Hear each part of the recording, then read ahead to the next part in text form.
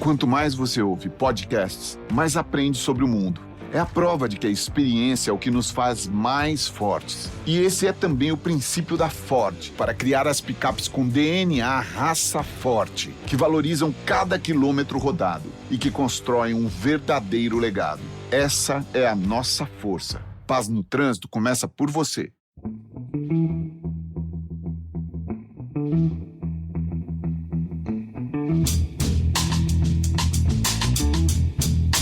Hello and welcome to The Price of Football, the show that looks at the money behind the beautiful game with me, Kevin Day, and Liverpool University's Kieran Maguire. Well, I have to say, Kieran, as I can see, you look like an ex-raver DJ, Kieran. So as I switched on and you came into view, you're there with your hoodie and your headphones. You look like you were mixing some beats or whatever you used to do in the old days. You looked happy as Larry, Kieran. Whoever Larry was, you looked as happy as he does. I'm always happy, you know me. I know you're normally happy, Kieran, but you look like you were in a special happy place there. You look like you were warming up for the Oasis reunion tour, is what you look like. Oh, grief, no. I went to see Hardfi a week ago, who were around in 2005, their debut album. And they came to play in Hastings, which is great because it allows me to catch the 1066 bus, which is such a great, this is one of the reasons why I love this country so much. We know things about buses and making it right. And they were brilliant. So, I've been listening to them non-stop since then. So by the 1066 bus, you mean the 6 minutes past 11? No, it's the number of the route. I know what it is. I'm just pulling your leg. I'm not sharp this much today. I'm quite pleased with that, a 1066 bus. What size venue was it in Hastings that Hardfire were doing? It was opposite the pier, so it was about 2/3 full, but they really were good. They were very good indeed. You didn't get have a chance to see them on tour? Go see them. You're talking to the audience there, Kieran, not me, aren't you? Yes. Yeah, so let's just make that clear. You may have seen my friend James Endicott down there, the Ginger Viking, as he calls himself. And if you saw him, you'd understand fully. He looks like Mick Hucknall gone very badly wrong. Although, to be honest, Mick Hucknall these days looks like Mick Hucknall gone very badly wrong. And speaking of badly wrong, we haven't started the pod yet, Kieran, and we've got a couple of cracking questions, including one at the end, which is those questions that I love. Really simple. And you think, why haven't I thought of that myself? David Litterick has our first question. He says, as the FA Cup rolls around, but given the length of our waiting list, Kieran, we don't know which round. It could be any round of the FA Cup, basically. As the FA Cup rolls around, I've always wondered what happened to the 5 FA Cups the Wanderers won in the 1800s, the late 1800s. How is the FA Cup trophy itself valued? They must have some value for insurance purposes. As an aside, I'm reliably informed that the Scottish Cup is taken out by a guy in white gloves, presented to the team that win it, and then security sit outside the dressing room while the winning team only get to hang on to it for a couple of minutes before it's whisked away to safety by the men with the white gloves. I don't know about Scotland, Kieran. I once interviewed David Gold, God rest his soul, ex-owner of West Ham, who had, I think, the FA Cup that Bradford City won at the turn of the last century. I believe, he said it's worth close to £1 million, and there was some very special security for it. But I believe there's only about 7 or 8 original FA Cup trophies knocking around, Kieran. So they are exceptionally valuable, aren't they? That's right. The original FA Cup, which was won by the Wanderers and the Royal Engineers and clubs of a similar name, that was on display in Birmingham in 1895, and it was stolen. And it has never been seen again. It's not like Pickles in the World Cup in 1966. Wow. So the FA recommissioned the original design, and they had a new FA Cup between 1896 and 1910. And I suspect this is the one that was previously held by David Gold, but that was put up for sale a couple of years ago. It might have been following David's passing, for all I know. Possibly, yeah. And it was auctioned in Bonhams, and it went for £760,000. And it was subsequently found out that it's actually been acquired by Sheikh Mansour, who's the owner of Manchester City, who has put it on permanent display in the National Football Museum. So that was the design then. And the FA, they then discovered that they hadn't patented the design. So therefore, there were people creating effectively replica FA Cup. So therefore, the FA Cup as we know it today is sort of the third FA Cup. And that's been going round, knocking round ever since. So Sheikh Mansour paid $300,000 for it. On the same day, at the very same auction, somebody bought the number plate LFC1 for £125,000. Wow. So it could be John Bishop or someone like that would have gone for that. You don't sound so convinced. Well, the amount of time it takes him to buy a drink at the bar, I'd be amazed if he spent that much money on a number plate again, but you never know.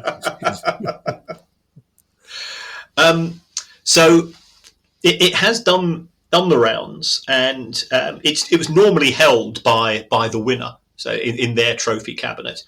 But at the start of World War II, and I think Portsmouth won the FA Cup prior to that, the FA was so worried about a German landing on the south coast, especially with Portsmouth, of course, being a proud naval town, that they relocated the FA Cup to a pub in Hampshire called the Bird in Hand, and it stayed there for the rest of World War II. Really? Mm. Oh. What? On the basis that they'll never look for it there, type thing. That's right. They thought they might. You can't trust the Germans in a war, I always say, and there was a fear that they might have stolen it and brought it back to the fatherland, which would have been unacceptable, of course. So they might have, invading's one thing, stealing our FA Cup is simply not acceptable. I think that's probably the least of our problems at the time, Kieran. But you're quite the Scottish Cup, older than the FA Cup, I believe, as well. Do we know? Have we got any information on David Littrick's theory about what happens to that? No, I've had a hunt around. I presume David is correct in this, and clearly it's kept by the Scottish FA because they are very, very proud of their competition and their trophy. I believe the FA Cup that Bradford won was made in Bradford as well. So I think that was. I believe that it's been a while since I did that research, and I'm sure that some of our listeners will have different versions of this. But so you reckon 750,000? I would have gone higher than that. I would have thought so. But remember, this was the one from 1896 to 1910. So relatively few clubs had won it.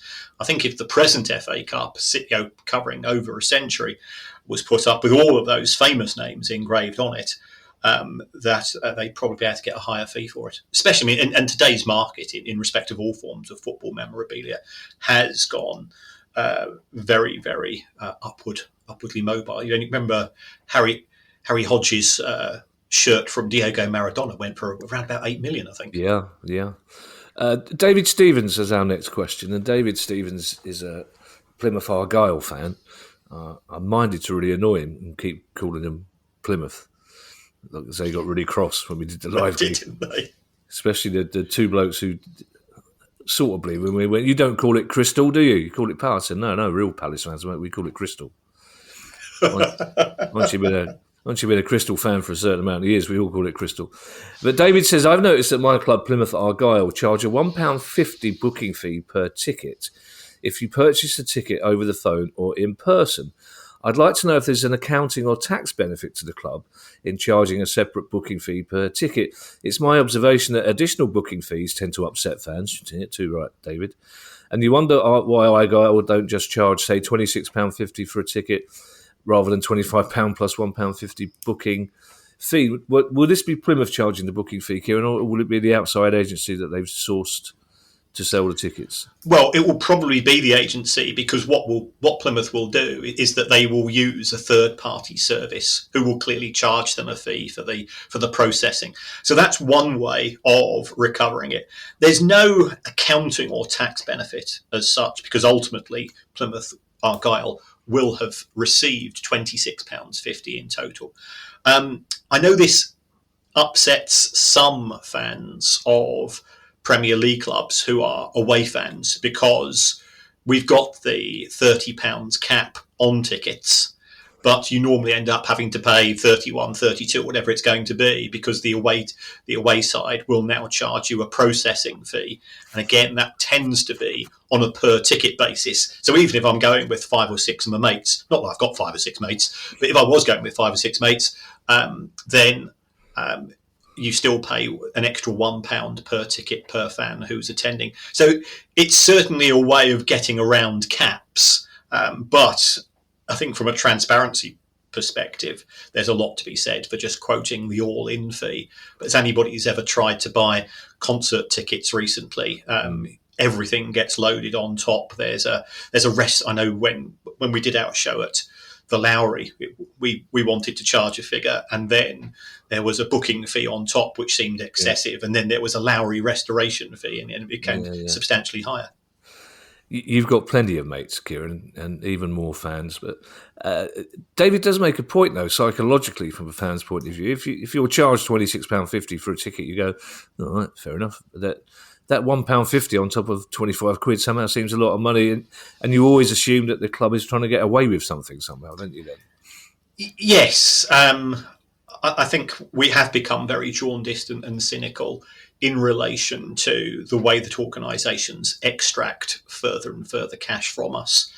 And this is one way of doing it. As somebody that found out that I thought I'd renewed my broadband supplier, and I was 48 hours late, and my broadband went up from £25 a month to 58. These are just the typical things that big corporations do. Yeah, you can claim on that though, can't you? Well, I can claim I'm pissed off, yes. That's about as far as it goes. Well, by sheer coincidence, our next question, Kieran, from Jamie Lyon, is about exactly what we've just been talking about. Jamie says, why do you think the EFL won't implement a price cap on away tickets like the one in place in the Premier League? Interesting question, Kieran. I think it's a very fair question as well. We talk about the Premier League and the EFL making decisions. It's club owners. And I do think it's important to separate out the two elements. I suspect that the administrators, that the executive at both the Premier League and the EFL will have been saying away fans contribute towards the atmosphere. They do make a difference, especially given that the EFL has now signed some improved TV deals. So there is a very good case on having a price cap, and it does seem idiosyncratic that we can go to a Premier League match at Old Trafford or the Etihad or Anfield or Emirates, wherever it's going to be, and we're paying £30, and yet you'll be going to some matches in the Championship. And I think the highest away fees, something like £47 for walk-up fans, to be fair, rather than those who paid in advance. It is difficult to justify. I think some clubs in particular are being very disadvantaged by this. So I would imagine the likes of Leeds and Sunderland, for example, who have got huge fan bases, who travel to all the away matches. I know that Leeds in particular have tried to arrange reciprocal arrangements, which a reciprocal arrangement is being arranged, of course, but have tried to arrange a reciprocal scenario that if their fans are going to be charged so much, then they will charge exactly the same fee because they feel that their fans were being ripped off. Some clubs have gone along with that and others haven't. So that's where we are. I guess you can look at the importance of matchday revenues to clubs in the EFL. In the Premier League, it's £1 in every 7 is coming through the turnstiles. That increases to £1 in every 5 as far as the Championship is concerned. And when you drop down to League 2 and the contribution from the TV deal decreases, then it's £2 in every 5 is coming through the turnstiles. And home clubs or home club owners don't want to take away the financial benefit that brings if you've got, for example, in League One, if it was Birmingham City or Wrexham or Stockport, those clubs that are doing really well at present and have got big fan bases, Bolton. There's huge clubs in the lower leagues whose fans do travel in numbers, and they are being scalped. There's no doubt about it. And people see it. It's a bit like that. It's a bit like that episode of The Simpsons when a Hollywood film studio came into town, and all they started to do was doubling and trebling the prices because it was an opportunity to take advantage. Like Edinburgh, the week before the Fringe Festival, in fact.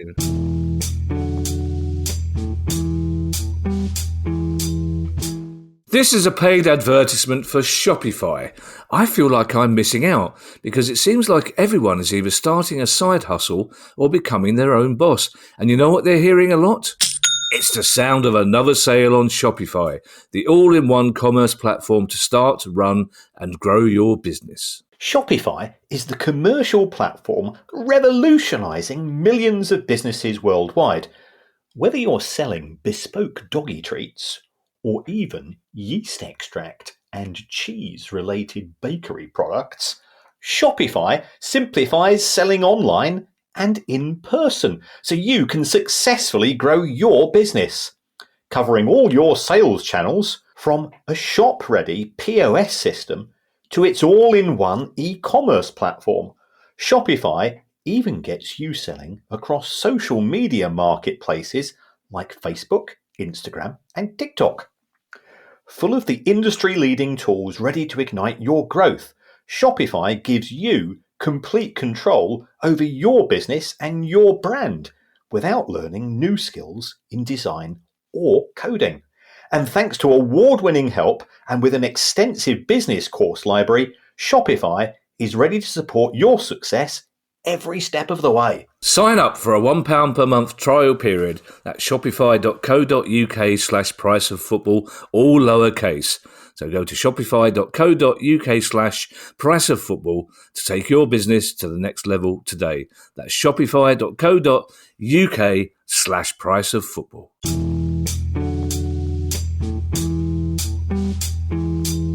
We were discussing this recently, Kieran, some friends and I, the whole idea of the price cap on away tickets. And somebody asked me what the thinking was behind it in the first place. And I didn't know the answer. And somebody else said, in a Premier League where so many home fans are now travelling further and further to watch games from all over the world, essentially, where's the logic on only price capping away tickets? So what is the logic behind the price cap on away tickets, Kieran? Well, I think first of all, you've got to give the Football Supporters Association a lot of credit here. That they've campaigned, they've lobbied, they've negotiated with the Premier League, and their strapline at the time was 20s plenty. You know, they looked at the financial data, which indicates that clubs are not making that much money from away fans as a proportion of total revenue. So it was an acknowledgement that we are fantastic in this country in that we do have this culture of away fan travel. And you notice on Match of the Day, you notice on Sky that when the away team scores, the noise that's made. You've only got to recall the Southampton versus Liverpool match this weekend when Liverpool scored their third goal in front of their fans, and it makes for great television. So therefore, trying to ensure that all away tickets are sold by having a price cap is one way of achieving that.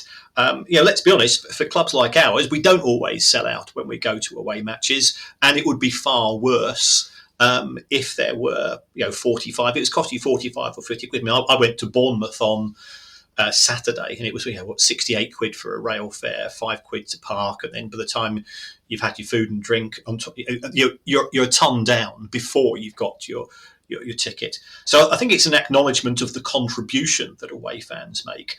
I'm certainly aware of some of the clubs, and especially the bigger clubs, and especially the bigger clubs in London, who privately want to take down the £30 cap. But the optics of going down that route when we've just been through some really tough times economically, and clubs have just announced a huge increase the Premier League's just announced a huge increase in the value of the overseas rights and TV deals and prices for merchandise, that this appears to be one area which they've not addressed yet.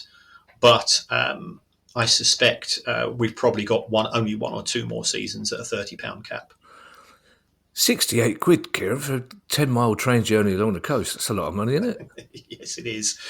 Yes, well, I have to go via Waterloo. It's a strange route from... Remember, I live in the sticks. So yeah, I have to go from my place to Waterloo, and then Waterloo down to Bournemouth. So it was quite a long journey. Can you not get a ferry along? Well, that's one option, I guess. I'll put it to the local ferry company. Yeah, Matchday Ferry. It would be popular. It would be very popular.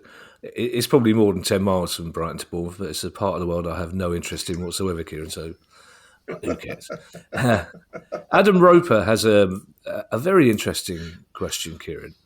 And Adam Roper's question relates to players that have clauses in their contracts that pay out to their former stroke parent club if the player reaches a certain number of minutes in a season. And I wonder, says Adam, how injury time is taken into account in this.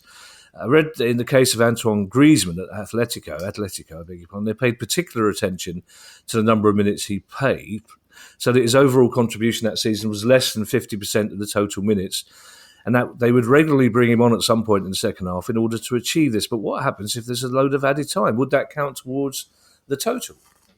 This is a fantastic question, Adam. And in the modern environment, certainly go back to the match at the weekend, I think there was 5 minutes additional time in the first half and something like 7 or 8 in the second. And that is becoming the norm. My understanding is that the clock goes from 1 to 45 and 46 to 90 for the perspective of these particular clauses.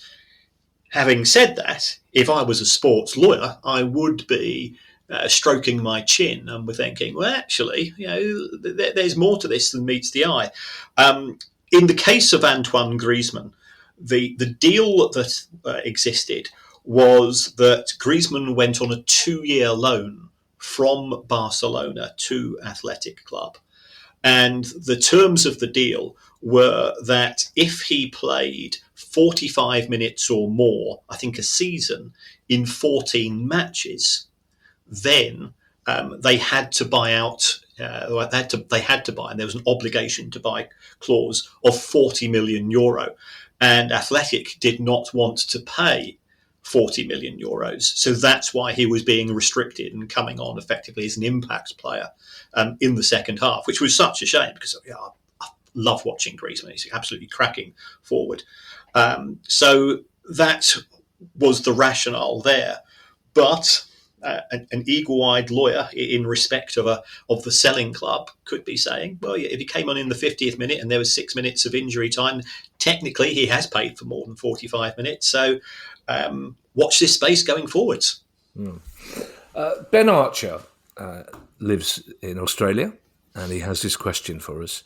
The Australian Securities and Investments Commission has released data about insolvencies in this country. 96% of insolvencies down here pay no more than 11 cents in the dollar owed to creditors, with Australia's most 2 recent football insolvencies paying out only 0.4 cents in the dollar. How does this compare to the UK?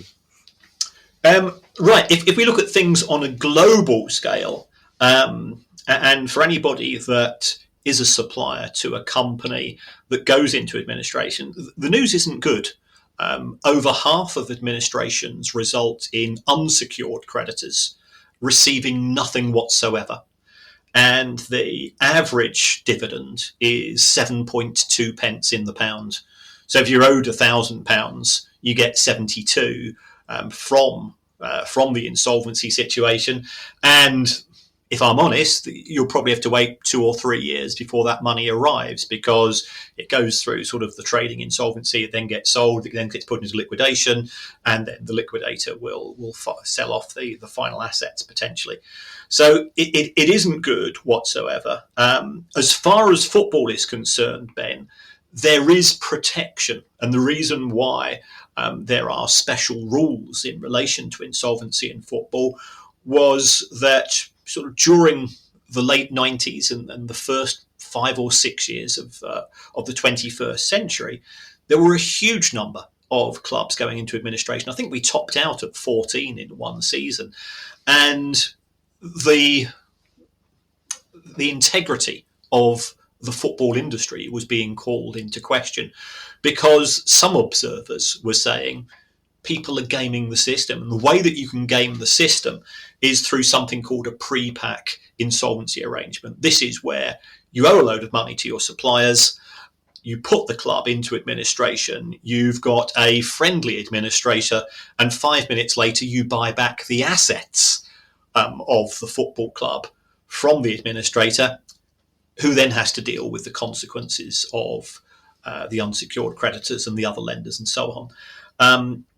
There was a view taken that some clubs were therefore gambling, trying to get promoted. If they failed to get promoted, the owners would say, oh, well, rather than pay our bills, we'll put the club into administration and we'll deal with it. So we now have the points deductions which exist in both the Premier League, EFL, and Scottish football. And remember, two Scottish clubs have gone into administration this season. We have the football creditor rule, and that's to protect the industry. And that can be frustrating. When Derby went into administration, I think Derby owed Arsenal around about £4 million in respect of a player who they had signed, and it hadn't particularly worked out, but Derby had to pay the full amount. Players will get 100% if there's money owed to them in terms of unpaid bonuses or unpaid wages when the administration starts. And also, the one good thing is that unsecured creditors must be paid a minimum of 25%.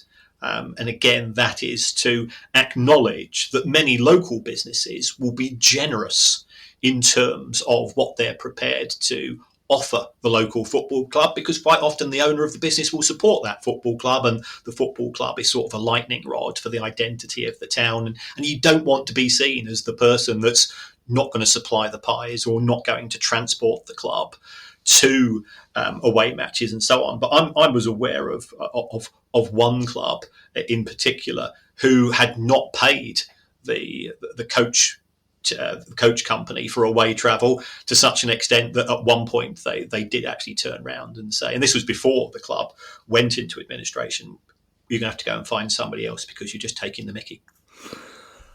I don't know if it's still the case, Kieran, but there certainly used to be rumours about club owners in the past who would leave paying local suppliers as long as possible, even if that meant the local supplier went into administration themselves. The opposite of local suppliers, Kieran, in this day and age of globalism, internationalism, whatever you want to call it, if a Premier League team, say, were to go into insolvency, they will have suppliers, creditors probably all over the world. So they will be paid according to UK rules then. So even if the rules in France, for example, or Australia are different or more generous or less generous, they will always be paid according to UK insolvency regulations.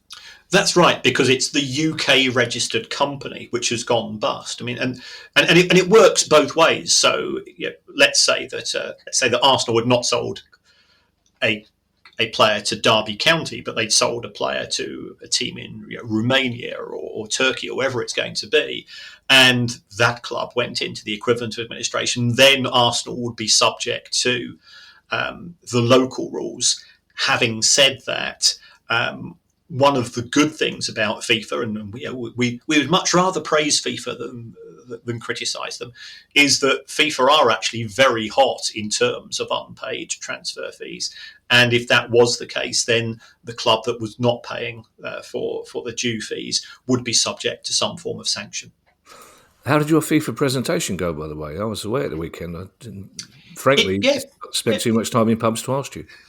It went very well. It went very well. Yes, they were a good bunch. They were very very enthusiastic, and I think I've got a Zoom conversation lined up with some of the people on the course next week. Oh, no sign of Gianni. There wasn't a little bald fella in a pulled up coat and a hat pulled down over his eyes at the. It could be. That could have been Eric Ten Hag, for all I know. Yeah. Lincoln Pigman has his next question, Kieran, and I have to say, it's a great one, but I have to say, to my shame, I didn't know this had happened, so I'm very interested in your answer to the question. Lincoln says, I have a question about the Russian Football Union's vote last year to remain part of UEFA rather than join the AFC. What is the current state of play between the RFU and UEFA? And what might the financial considerations have been for the Russian Football Union when weighing a move from UEFA to the AFC? Well, UEFA effectively suspended both the Russian national team and individual Russian teams from competing in UEFA competitions following the illegal invasion of Ukraine. So Russia has been a long-standing member of UEFA, even though 75% of the land of Russia is in Asia rather than Europe. But the big cities tend to be on the west side of Russia, and that is, Moscow's always, and St. P and so on, have always been the driving force in terms of decision making. I think this is a pride issue as much as anything else, as far as Russia is concerned. It doesn't want to be seen to be sulking and skulking off to the Asian Football Federation. And it wants to be able to present itself as being the wounded party in all of this. So the position is that once the war ends, assuming that the war will end, and wars do tend to end, except the 100 Years' War, of course, that went on for quite a bit, then I would anticipate that UEFA will allow the Russian Football Union to return. Now, from a financial point of view, if you take a look at, remember, was it Chelsea versus Manchester United was the Champions League final? We had the Euros in Russia, I think. Oh, no, sorry, the World Cup in Russia in 2018, and that was UEFA's pick. It was effectively the UEFA delegate. So there have been benefits. You will certainly earn a lot more money from being a participant in the Champions League than you would in terms of the equivalent in Asia. And from both a sponsor's point of view, from a broadcasting point of view, and in terms of going back to what we were talking about earlier, the number of away fans that are likely to go, they will be far higher from a European club. The 100 Years' War did end finally. Yes. Yeah. Although, according to which medieval historian you're reading, it lasted for 3 years or 197. So it's a movable piece. And also, I have to say, Kieran, just because you're dressed as a rapper, there's no need to be going around calling it St. P. I know you've been there, but hey, shout out to St. P. What are we, Kieran? My homies. What are we? The Guardian website here? Come on now, Kieran. Seriously. Nothing to do with the Guardian, us, Kevin. Not after the tyranny of the Guardian. The tyranny of democracy. I'll tell you what, Kieran. If we don't win that prize next week, I'm going to get a 2 million signature petition going to get yes. signed by 1,955,000 bots, Nigel Farage, and our wives. When we're getting that reversed, that democracy can't stand.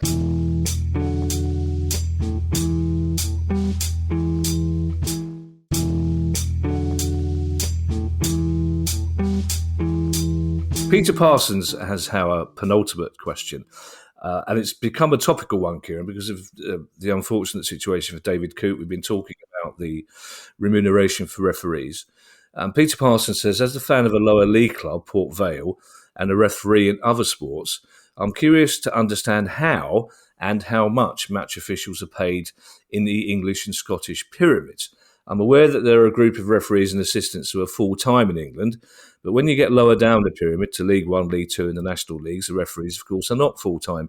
So who pays the full-time referees their annual retainer? Who pays the match fees to both full-time and part-time referees and assistants? Who's responsible for travel costs?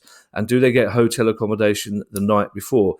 As we've said many times, Kieran, the PGMOL are incredibly opaque. So whatever information you've managed to garner, well done. Well, they are coming on the show. I think it will now be the new year. I think they've got one or two things to deal with at present. So we have made progress, and we are welcoming them. Not necessarily the next new year, by the sound of things at the moment. As you say, they have got their PR department is unavailable at the moment. Let's put it that way. Yes. As far as the Premier League is concerned, the referees who are effectively on the rota are on a retainer, and that retainer is, I think there's three classifications, sort of experienced, slightly experienced and nouveau. And those retainers, I believe, are between £73,000 and £147,000 a year. On top of that, you get an £1,100 match fee if you are chosen to referee. If you're on VAR, you get around about £800. So there's no reason why the top referees can't be earning realistically somewhere in the region of 170, 180,000 pounds, plus the likes of Michael Oliver and Anthony Taylor. They will be involved in UEFA and FIFA matches. So, I think £200,000 is not unrealistic. When you drop down to the National League, I understand that it's a £28,000 retainer and £125 per match. Now, in terms of who pays, I think those referees who are at the elite level, they are effectively contracted out to PGMOL. As we've discussed in a recent show, there was an outstanding tax issue as to whether they were employees or self-employed. And I think that's gone initially in favour of HMRC. The ones in the National League, I don't know who pays that retainer, but it as they won't be, I don't think it will be PGMOL, because they only sort of deal with the very top end. In Scotland, you don't get a retainer, and you're on £850 a match in the Premiership, and again it tapers down as you go through the individual divisions.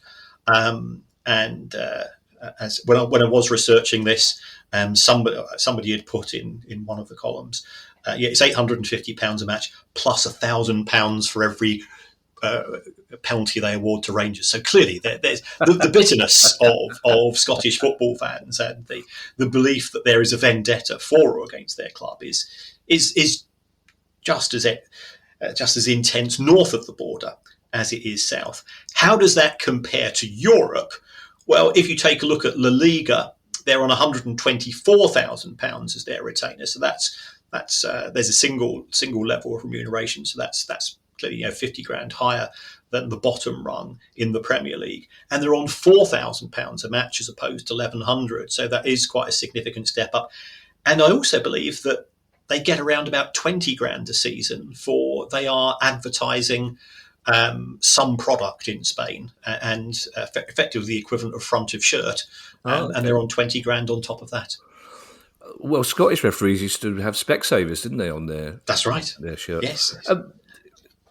We have talked about this off air, so to speak, Kieran, in the past. Are the PGMOL also responsible for referees in the WSL? Because as of about a year ago, I don't think there were any full-time referees in women's football, and they certainly weren't getting paid anywhere near as much as referees in the man's game, were they? I don't think so is the answer, but perhaps that's one question which we'll ask them when they come on the show. Okay. Now, our last question, Kieran, is the one I indicated at the start.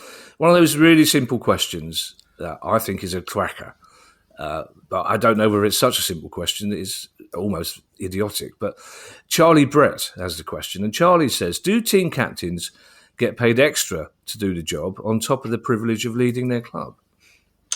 I think the answer is, having spoken to one or two agents, is the classic, it depends. It could be embedded into a player's contract that if he is appointed as captain, then in respect of those additional responsibilities, and it is more than just doing the toss and standing gurning with the referee and the mascot pre-match and the opponent's captain, that there could be additional payments. And it could also be a step up in terms of the player's annual fee if he is if he's deemed to be captain. So there is a potential for benefit. I know at some clubs the captain is chosen by the rest of the team. I think Manchester City normally have at the start of the season the dressing room appoints. And remember, often it is the captain's responsibility. If things are not right in the dressing room, then it could be the captain is the person who is having to go to the chief executive to say, we don't think like certain things about the manager, or go to the manager to say, we think you're overstepping the line here or there. So it is a tougher job. I mean, as somebody that's captained a cricket team, I can't manage myself, and trying to manage 10 other people, I hate it being a captain and everything else that went along with it. Well, the Sunday League teams I played for, and I know Roy listens to this, he was chosen as captain of all of them because his mum had the biggest washing machine, essentially. That's basically, I know this might break his heart when he thinks that we thought he was a natural leader. It wasn't the case. I've spoken to two very high-profile captains, Kieran, and I won't name them because it wouldn't be fair, but they captained both their clubs and England. And it's really interesting when they talk about the fact that it's only in this country that the position of captain is taken as seriously. Everywhere else, certainly on the continent, it's the oldest player who gets made captain, and all the captain does is shake hands with the referee and the other captain, toss the coin, and get on with things. Whereas here, the captain is laden with this sort of mythological burden of being the leader on the pitch, off the pitch. But also, both these players said that they would, and this was 10, 15, 20 years ago. But as you say, they would also organise players' bonuses, Christmas parties. If they got to an FA Cup final, they'd be the ones asking for a bit more extra money. They would sort out tickets for wives and so on and so forth. So it was very much more than the kind of, yes, the privilege of putting the captain's armband on. I was really interested in the fact that we are the only people who go, yeah, he's the captain, he's the leader. Because as we all, Roy Keane's always talk about the leaders on the pitch are not always the captain. That's why I was interested, because it seems to me that the way these two people talk, the captain should get more money. Well, I think in any job, you come from a HR background originally many years ago. You often said, if you're going to give somebody extra responsibilities, then you ought to give them extra reward for those responsibilities. Yeah, I think it was Tom Finney who I read. There was one particular cup final where he had a terrible, terrible game because he'd been up all night trying to wrangle a £5 cash bonus out of the chairman. So that's an interesting. I'll be interested to hear from other people's experiences from around the world about this. So, thank you to everyone who's donated to the pod via our Patreon page. If you'd like to make a small monthly contribution to the pod as well, that'd be very kind of you. You'll get your access to our chat community and our regular quizzes. Christmas coming up. Then go to patreon.com/priceoffootball. Don't forget, our big announcement is imminent. Actually, definitely. I promise you, I've been saying that for quite some time, but it is imminent. Just in the way that we always say, there's 3 tickets left for our live shows, even though we know we've sold out. We'll say there's 3 tickets left. It's imminent. If you have a question you'd like answered on the show, email us at questions@priceoffootball.com. Don't forget you can follow us on Twitter X, and you can find us on YouTube. If you'd like to buy our book, just out in paperback, you can find details on the website, priceoffootball.com. We've been nominated for the Podcast of the Year at the Football Supporters Association Awards. If you love the show, It's closed. The voting's closed. Do you know what? As I was reading it out, I just thought this is one of the reasons I was like, I was in Prague at the weekend, Kieran, and we went to see Bohemians play Dukla yesterday, and then it was the shonkiest game of football I've ever seen in my life. It was a dilapidated old stadium. The smell of weed was pervading the air. There was a lot of old men in Mohicans and purple beards, very cheap sausages, the most surly mascot ever, dressed as a kangaroo. It was shonky, but it was also the best fun I've had at a football game. And I know producer guys listen, but I'm going to compare this podcast to that football match. Shonky, but also the best fun. If we're asking for votes for that, we should have been doing this 3 weeks ago. Well, I think we were. Were we? But, I don't recall. Yeah. Did I read it out? Yes, you did. It's been a long weekend. It has been a long weekend. You're quite right. I mean, I know we've, compared to the number of listeners, those other pods that I won't name, well, I can name them now because voting's closed. It's not going to make any difference. But if we can't even be asked to mobilise the listeners we do have, Kieran, then we're in trouble. We'll be back on I don't know if we should be. I can't be bothered to come back on Thursday now, Kieran. It's just we'll be back on Thursday for our net call. So I love doing this pod so much. In the meantime, I shall hand you over to Mr. Kieran Maguire. I didn't even vote for us. That's the annoying thing. I knew there was something I had to do. Sugar. Glendenning will be taking notes of this. You do realise. Here we're going, at least I vote for myself, you see. Yeah, Glendenning will be in the pub. whatever time of day he's listening to this, I guarantee he'll be in the pub. I shall hand you over to Mr. Kieran Maguire for his customary farewell. As well as finding us on Twitter, you can also find us on Blue Sky, those of you who have emigrated. When did that happen? Well, I went across. I've got about 4,000 followers already. Already? I think producer Guy has as well. So yeah, come and join us. I'm still on Twitter. Oh. But yeah, I split my time in terms of the tofu eating wokerati and the MAGA cap wearing permanently angry people on Twitter. So I try to keep everybody happy. I don't like to take sides too much.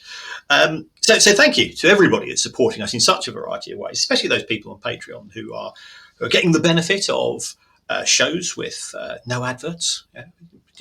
Just our dulcet tones as we ramble from topic to topic with sort of no logical links most of the time.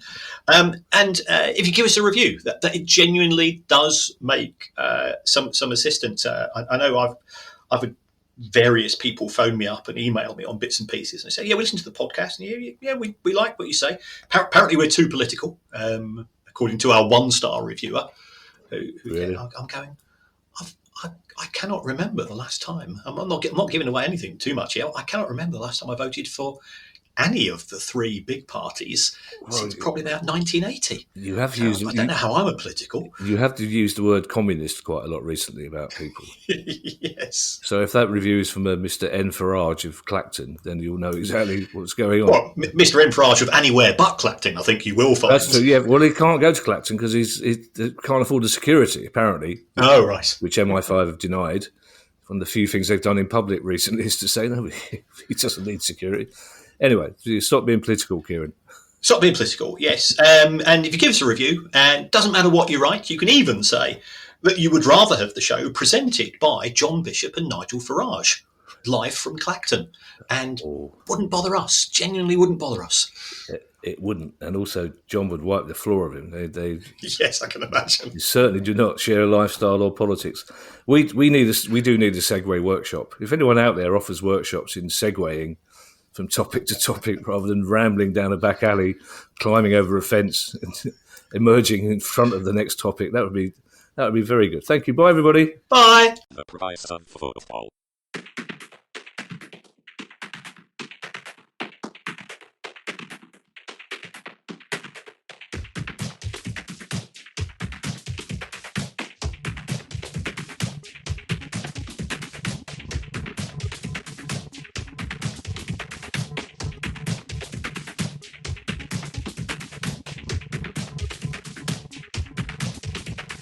The price of football.